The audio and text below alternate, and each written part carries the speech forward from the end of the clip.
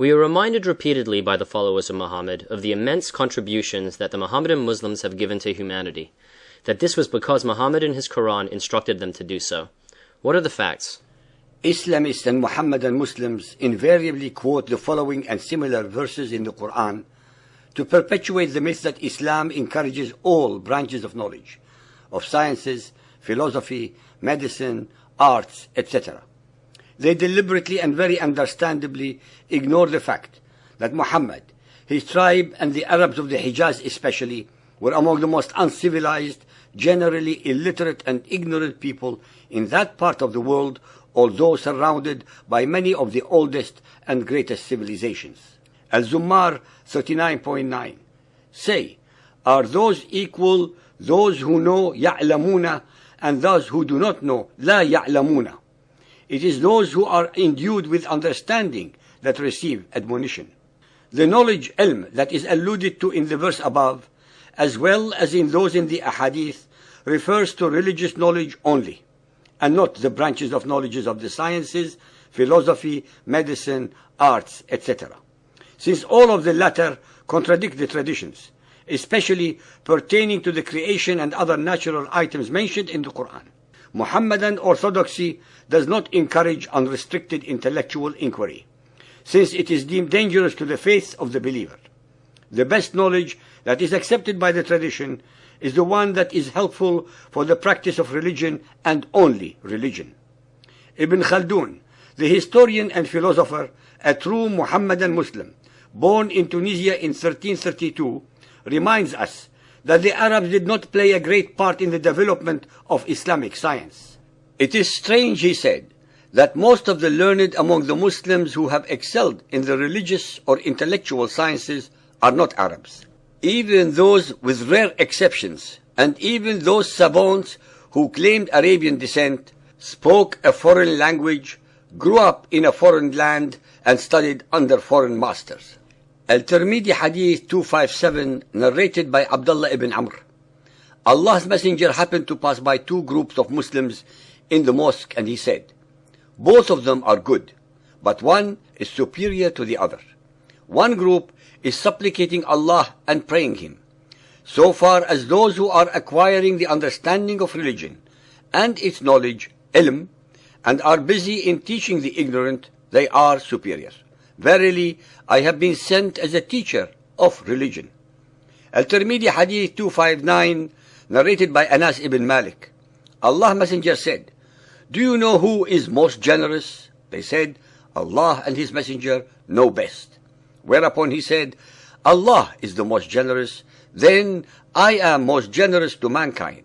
And the most generous people after me would be those who will acquire knowledge, ilm, of religion, and then disseminate it.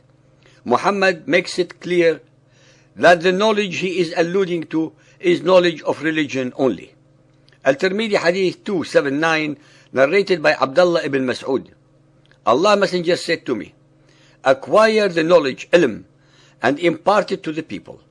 Acquire the knowledge, ilm, of fara'id, laws of inheritance, and teach it to the people. Learn the Quran and teach it to the people. Al-Tirmidhi 6111, narrated by Anas ibn Malik. The Prophet said, the most compassionate member of my people towards my people is Abu Bakr. The one who knows best how to recite the Quran is Ubay ibn Ka'b. And the one who has most knowledge, ilm, about what is lawful and what is prohibited is Mu'ad ibn Jabal.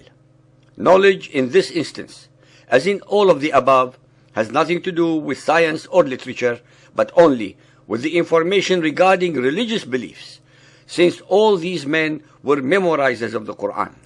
Sunan Abu Dawood Hadith 2879, narrated by Abdullah ibn Amr ibn al-As. The Prophet said, knowledge, ilm, has three categories. Anything else is extra. A precise verse, or an established sunnah practice, or a firm obligatory duty. All the above, knowledge, ilm, pertain only to religious knowledge. Sahih al-Bukhari Hadith 1.75, narrated by Ibn Abbas. Once the Prophet embraced me and said, O Allah, bestow on him the knowledge, ilm, of the book, Quran. Sahih al-Bukhari Hadith 1.98, narrated by Abu Hurairah. Umar ibn al-Aziz wrote to Abu Bakr bin Hazm, "Look for the knowledge of hadith and get it written, as I'm afraid that religious knowledge, durusul ilm, will vanish and the religious learned men, ulama, will pass away, die. Do not accept anything save the hadiths of the Prophet. Circulate knowledge, ilm, and teach the ignorant. For knowledge, ilm, does not vanish except when it is kept secretly to oneself." There are hundreds more of the same that confirm the fact that ilm, knowledge in the Quran, refers invariably to the sciences of the Quran and hadiths, that is, to religious knowledge only.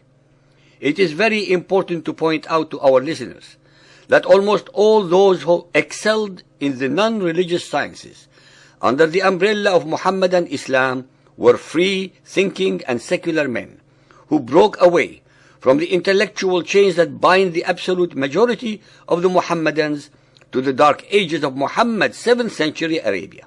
Many of them were murdered, burnt, imprisoned or exiled. Neither the Muhammadans, for obvious reasons, nor the politically correct in academia and the media make the world aware of these facts. Nothing of value can ever grow under the oppressive and grave shadow of fundamentalist Muhammadan Islam.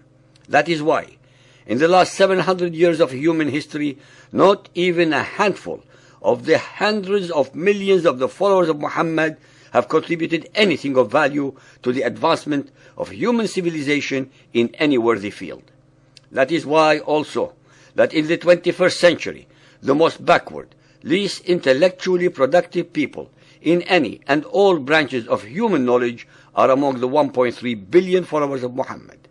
Ladies and gentlemen, please be aware that the very best example of the most perfect fundamentalist Muhammadan Muslim state was that of the Taliban in Afghanistan, a state of perpetual terror, ignorance, fear, stupidity, irrationality, injustice, immorality, and most assuredly ungodly. Reality and facts are the best at demonstrating the veracity of what we recite.